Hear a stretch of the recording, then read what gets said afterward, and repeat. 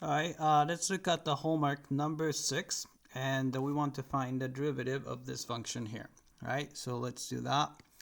Alright, so actually the answer is showing up here.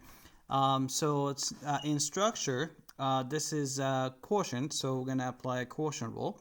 So y prime is equal to, alright, so the denominator is just easy, just square the denominator. So we have quantity 7 plus x to the 9th power squared. Right? Then derivative of the top. So in this case, let's see, you have 1 over x times natural log of 9. Right? So remember that when you take the derivative of, say, log to the base b of x, right? And if you don't like the base, you can always change the base to whatever you like. And usually I like natural log, so base e. So this is same thing as the natural log of x over natural log of b, right? Then if you take the derivative of that, right? So 1 over natural log of b is just constant, so you're going to have 1 over natural log of b, and that's just a constant. But the derivative of a natural log of x is 1 over x, so it's a 1 over x. That's why we get the 1 over x natural log of 9, right? Then multiply by the bottom guy, so which is quantity 7 plus x to the 9th power. Alright, minus, since it's a quotient rule. Alright, top guy, which is log to the base 9 of x.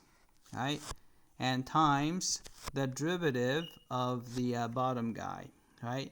So derivative of 7 is 0, and derivative of x to the 9 is 9x. And subtract 1 from there, so to the 8th power. Alright, and this is it, but it seems like it looks a little bit different, so we're going to have to do a little bit of a rewriting, right? So what we can do is here, again, I'm going to use the change of base formula to rewrite it as natural log of x over natural log of 9. Right? So in order not to have a fraction inside the fraction, what we usually do is we're going to multiply. So I'm going to multiply top and bottom by, so you have x natural log of 9 on the bottom, and you have a natural 9 on the bottom. So it makes sense to multiply by x times natural log of 9. Right? X times natural log of 9. Alright, so let's do that. Alright, so we're done with the derivative, just try to make it look prettier. Alright, so you have quantity 7 plus x to the 9 squared, and then you have times x times natural log of 9. Right?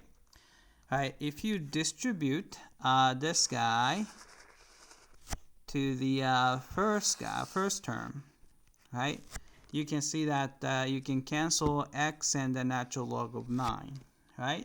So what you get is just 7 plus x to the 9th power, right?